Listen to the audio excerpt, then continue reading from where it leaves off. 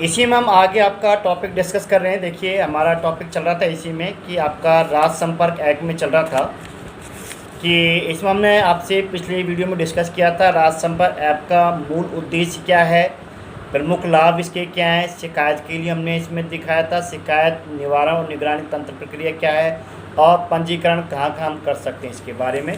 इसमें फिर मॉडरेशन के बारे में बात करी थी हमसे। मॉडरेशन मतलब है शिकायत की स्वीकार्यता का पता लगाना कि आपकी शिकायत स्वीकार की गई है या नहीं की गई, ये भी पता जरूर होना चाहिए। फिर शिकायत अगर स्वीकार करने योग्य है तो उसे पुनः जांच करने का सत्यापन करना कि हम जांच करें कि हमारी शिकायत की जो शिकायत की वो जांच की गई है नहीं की गई है। और अगर शिकायत गलत विभाग के लिए प्रेषित की गई है तो उसे सही करना, ये चीज़ भी दे रखा है। इस तरह के बहुत सारे मॉडरेशन में आप दे सकते हैं। आवंटन ये है कि लंबित शिकायतों का निर्धारण करने के लिए अलग अलग इनबॉक्स की सुविधा है। मतलब जो लंबित शिकायत है उनके लिए सभी के लिए अलग अलग बॉक्स बनाए गए, जैसे घर में होता है सभी तरह से, जैसे किचन, बाथरूम, बेडरूम, इस तरह से या अलग अलग डिपार्टमेंट अलग रूम होते हैं बिल्डिंग में, तो इसी तरह से अलग अलग आवंटन के बॉक्स बनाए गए इसमें। इसके बाद है निराकरण कि आपकी जो शिकायत को निराकरण किया गया है तो उसके बारे में लिख सकते हैं और लास्ट में सत्यापन करा सकते हैं। सत्यापन वेरिफिकेशन डिस्पोजल की गुणवत्ता सुनिश्चित करने की प्रक्रिया है। इसमें यह जांच की जाती है कि शिकायतकर्ता को उचित राहत दी गई है या नहीं दी गई है। मतलब आपका ये सीधा सीधा कह सकते हैं फीडबैक लिया जाता है। जैसे आप देखते होंगे इंटरनेट में मोबाइल कोई ऐप यूज़ करते हैं तो उसके बाद फीडबैक लिया जाता है।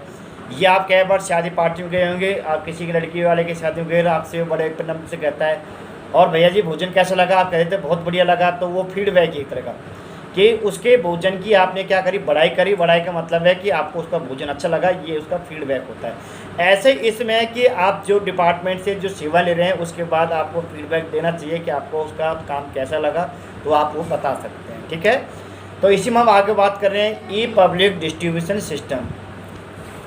देखिए भारत में ई पब्लिक डिस्ट्रीब्यूशन सिस्टम का ई सार्वजनिक प्रणाली है। ईपीडीएस खाद की कमी से निपटने के लिए विकसित की गई है। खाद की जो समस्या है इसको कम करने के लिए इसके किया गया है तथा इसके द्वारा समाज के गरीब लोगों को सस्ती कीमत पर अनाज वितरण किया जा सके, ये इसका सबसे बड़ा मूल उद्देश्य है ईपीडीएस का। इसमें भी बहुत सारे फायदे और बहुत सारे नुकसान हैं। हम सबसे पहले फायदे की बात कर लेते हैं। देखिए लाभ की बात करें, इसमें एपीएल बीपीएल परिवार वाले हैं जिनको गेहूँ, चावल, चीनी, मिट्टी का तेल, कैरोसिन ये दिया जाता है।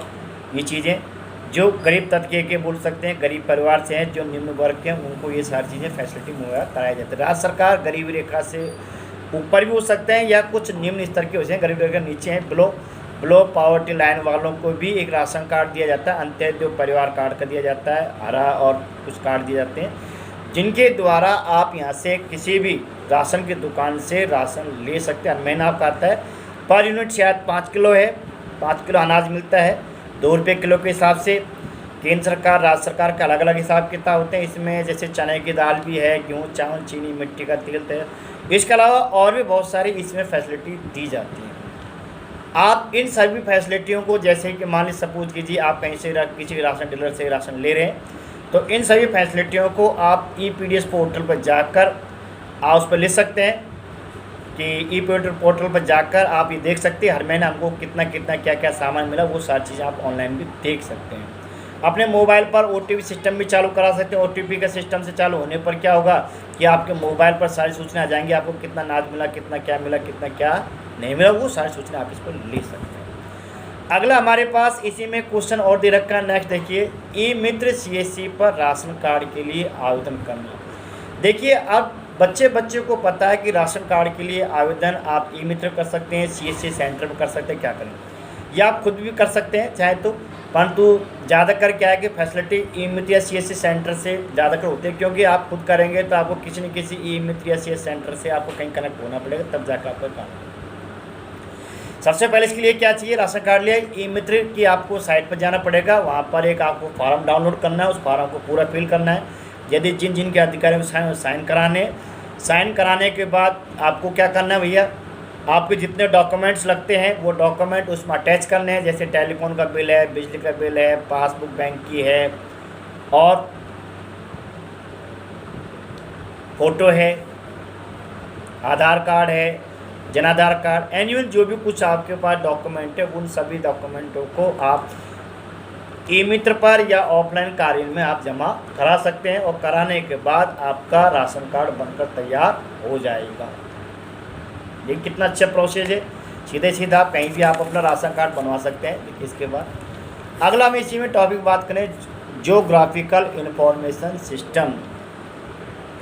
इसमें देखिए आपका इसको बहुत एक ऐप बनाया गया है जिसमें क्या है कि प्राइवेट सेक्टर गवर्नमेंट सेक्टर के जितने भी जो बड़ी बिल्डिंग्स हैं या इमारतें हैं या कुछ इस तरह का जो इन्वायरमेंट है उन सभी चीज़ों को हम ज्योग्राफिकल इंफॉर्मेशन में देख सकते हैं, जैसे गूगल मैप की तरह मान सकते हैं। उस तरह से इन चीज़ों को आप देख सकते हैं। इसमें दे भी रखा है, आपका बुक में दे रखा है ऐतिहासिक इमारत, हेरिटेज ढांचे, महत्वपूर्ण इमारतें, आधुनिक पुरानी कॉलोनियाँ, 3D मॉडल, इनकी वर्चुअलता देख सकते हैं आप। यहीं से शहरी विकास, ये सब चीज़ें आप इसके अंदर देख सकते हैं। किसके अंदर? ज्योग्राफिकल इंफॉर्मेशन सिस्टम के अंदर देख सकते हैं। अगला देखिए, आयुष्मान भारत महात्मा गांधी राजस्थान स्वास्थ्य बीमा योजना। यह बहुत अच्छी है, आम आदमी के लिए सबसे बड़ी है कि उसका परिवार डगमगाता नहीं है। जब बड़ी विपत्ति आती है, विपत्ति में हमारे साथ बराबर कंधे से कंधा मिलाकर, ऐसा समझ सकते हैं जैसे हमारे साथ कोई भाई खड़ा हो। देखिए आयुष्मान का जो है आयुष्मान भारत महात्मा गांधी राजस्थान स्वास्थ्य बीमा योजना है, जिसका मूल उद्देश्य आईपीडी आंतरिक रोग विभाग, मतलब जो बड़ी जो बीमारी होती हैं जिनमें सर्जरी वाली बीमारी होती हैं उनमें क्या है कि रोगियों को नगद रहित सुविधा प्रदान की जाना है। यह केवल राजस्थान के नागरिकों के लिए ही ये क्या है उपलब्ध है। और दूसरा उनके लिए जिनको अनाज मिलता है NFS के तहत, जिनको 5 किलो अनाज मिलता है, ठीक है ना भैया, नोट कर लो। और जिनका अनाज नहीं मिलता, गवर्नमेंट कर्मचारी हैं या इसके अलावा अदर प्राइवेट सेक्टर में, उनके शायद 800 या 850 कुछ ऐसे हैं रुपये जमा होंगे। उसमें आपका ये फार्म भर जाएगा, फार्म भरने के बाद आपको भी वही सुविधा मिलेगी जो इनको सुविधा मिलती है, ठीक है भाई। अगला देखिए, एक चीज़ और दी है कि राजस्थान में पूर्व में लागू राज्य सरकार की भामाशाह स्वास्थ्य बीमा योजना तथा केंद्र सरकार की आयुष्मान भारत योजना को एकीकृत किया गया है और आयुष्मान भारत महात्मा गांधी राजस्थान स्वास्थ्य बीमा योजना के नाम से दिनांक 1 सितंबर 2019 से लागू कर दिया गया। इसको 1 सितंबर 2019 से इसको लागू किया। पहले तो अपने पास थी भामाशाह योजना थी, अब क्या करा उस पिछली जो योजना थी उसको और इसको कौन सी को आयुष्मान भारत दोनों को मिलाकर और क्या नाम दे दिया, आयुष्मान भारत महात्मा गांधी राष्ट्रीय स्वास्थ्य बीमा नाम दे दिया इसका नाम, ठीक है। पहले भामाशाह थी, अब ये नाम दे दिया। इसमें करोड़ों से अधिक नागरिकों को भामाशाह से संबंधित निजी और सरकारी अस्पतालों में निःशुल्क लाभ मिल सकता है और चिकित्सा स्वास्थ्य कैशलेस हो सकती है और आर्थिक सामाजिक जाति आधारित जनगणना के आधार पर लाभार्थियों को और भी बढ़ाया जा रहा है। जैसे जैसे पॉपुलेशन बढ़ रही है उसी तरह से इसको और बढ़ाया जा रहा है। कोरोना काल देखा होगा आपके सामने कई बार इसका जिक्र भी आया था कि आयुष्मान भारत के फार्म भरे जा रहे थे, आप फार्म भर दीजिए, तो इस तरह से आप फार्म भी भर सकते हैं, इसका लाभ उठा सकते हैं। उद्देश्य क्या है? देखिए जो भी गवर्नमेंट की योजनाएँ आती हैं उनका कुछ न कुछ मूल उद्देश्य जरूर होता है, कुछ नहीं होता, बड़ा उद्देश्य होता है। कुछ न कुछ नहीं होता, कुछ न कुछ हम सोचते हैं, पर गवर्नमेंट बड़ा उद्देश्य लेकर चलती है। क्या इस योजना का मुख्य उद्देश्य है स्वास्थ्य सूचकांक को बेहतर बनाना, मतलब आम पब्लिक का स्वास्थ्य कैसे अपने बेहतर बना रहे, उनका घर बना रहे, उनके बच्चे का भरण पोषण बराबर से चलता है। अगला है ग्राहकों के लिए बीमारी के समय अतिरिक्त खर्च में कमी करते हुए वित्तीय कवर की पेशकश करना, कि आप यदि कोई बीमार हो जाता है, यदि बड़ी बीमारी पैसा लगता है तो आपको क्या कि वित्तीय कवर के लिए आपको वित्तीय पैसे कवर के लिए किसी से लाला से या कहीं बैंक से किधर से उधार नहीं मांगने पड़े, कर्जा नहीं लेने पड़े। इस वजह से आपको सरकार यहाँ से मुहैया कराती है और अपना अच्छा इलाज करा सकते हैं, अच्छा हॉस्पिटल करा सकते हैं। अगला है हमारे पास आयुष्मान भारत महात्मा गांधी राजस्थान स्वास्थ्य बीमा योजना का लक्ष्य स्वास्थ्य देखभाल पर अतिरिक्त खर्च के वित्तीय जोखिम को स्वास्थ्य बीमा अपनाते हुए कम करना।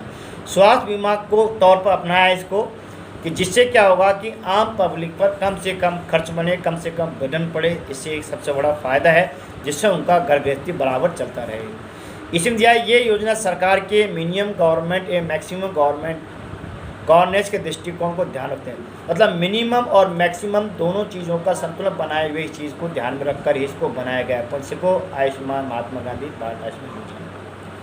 इसके बाद यह है इस योजना का उद्देश्य बड़े स्वास्थ्य डेटाबेस का निर्माण करना है, जिसका उपयोग भविष्य में नीति निर्धारण के लिए किया है। एक बड़ा भंडारण बनाना है जिसमें हम इस तरह की सारी सूचनाएं आपके पास कलेक्ट हो सकें। इस योजना के द्वारा सरकारी सुविधाओं पर बढ़ते भार को कम करते हुए निजी क्षेत्रों का स्वास्थ्य सेवाएं मुहैया कराने के लिए प्रोत्साहित करना है। क्योंकि क्या होगा इससे कि यदि आप इस तरह कैशलेस देंगे तो प्राइवेट हॉस्पिटल भी आपकी अच्छी खातिरदारी करेंगी। भाई गरीब आदमी कौन करता है, पैसे नहीं है, और जब हम 5 लाख का चेक लेकर चलते हैं प्राइवेट हॉस्पिटल में तो आपकी बड़े जवां की तरह खातिरदारी होगी।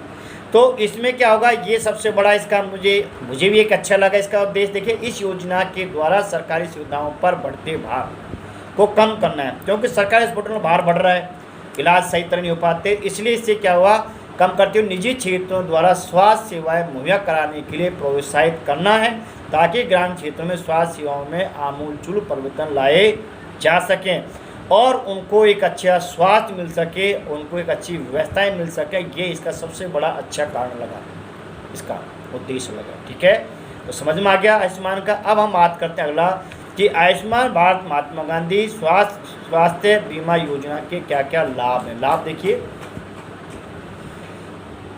लाभ क्या क्या हो सकते हैं। जिले में सभी सरकारी अधिकारियों की निगरानी के लिए मोबाइल एप्लीकेशन बनाया गया है, इसमें निगरानी की जाती है, कहीं कोई 420 या कोई फॉल्ट तो नहीं है इसमें। स्वास्थ्य सेवाओं हेतु गरीबों के लिए निजी स्वास्थ्य संस्थाओं द्वारा उपचार कराने का अवसर भी इसमें मिल जाता है कि निजी संस्थाओं जाकर अपने एक अच्छा इलाज भी वो करा सकते हैं। सत्यापित और सुभाषित चिकित्सा प्रोटोकॉल का इसमें प्रयोग किया जा सकता है। अस्पतालों के लिए in house claim processing software ए मानकीकृत और पारदर्शी ग्रेडिंग मापदंड भी इसमें दिया गया है कि सरकार जो हॉस्पिटल्स होते हैं उनको क्या है कि बिना किसी कस्टमर को परेशान किए उनका पैसा आप उनके अकाउंट में ट्रांसफ़र हो जाता है। तो ये चीज़ें आयुष्मान को सबसे बड़ा फ़ायदा हुआ।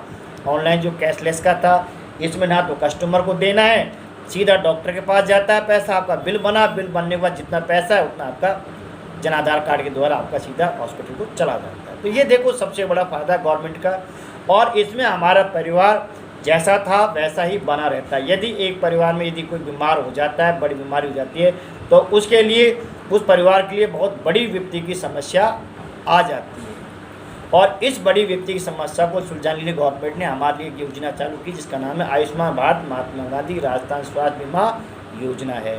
और मत जाना भैया, ठीक है, पक्का याद रखना।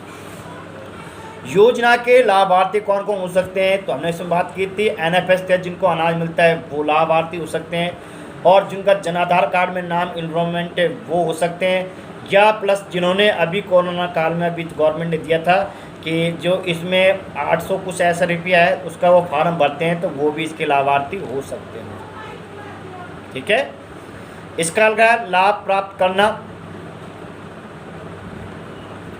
आयुष्मान भारत महात्मा गांधी राष्ट्रीय स्वास्थ्य बीमा योजना के अंतर्गत लाभार्थियों को सामुदायिक स्वास्थ्य केंद्र सूचीबद्ध निजी अस्पतालों के माध्यम से चिकित्साएं मिलेंगी। लाभ प्राप्त करने का मतलब है कहाँ का लाभ प्राप्त कर सकते हैं कि गवर्नमेंट ने जिन जिन प्राइवेट हॉस्पिटलों को मान्यता दे रखी है वो भी इसकी फैसिलिटी दे सकती है। सरकारी हॉस्पिटलों में फैसिलिटी मिलती है, परंतु सबसे बड़ा फायदा है प्राइवेट हॉस्पिटल में जिनको आपने पहुँच लेते हैं कि फैसिलिटी दे रखी है, उन हॉस्पिटलों में भी आप ये सुविधाओं का लाभ ले सकते हैं। क्लियर, कोई डाउट नहीं। तो ये आप अपने आड़ोस पड़ोस में जिनका रजिस्ट्रेशन नहीं हुआ है आयुष्मान भारत के तहत, तो वो अपना रजिस्ट्रेशन कराएं। जो भाई बहन प्राइवेट सेक्टर में काम करते हैं या गवर्नमेंट डिपार्टमेंट में काम करते हैं तो वो भी अपना रजिस्ट्रेशन करा लें। रजिस्ट्रेशन कराने के बाद उनको भी ये फैसिलिटी मुहैया हो सकती है। हम सही, हमारा परिवार सही और हमारा देश सही, ये हमारी सबसे बड़ी चुनौती है। देखिए, इसके बाद हम अगला और ले रहे हैं छोटा सा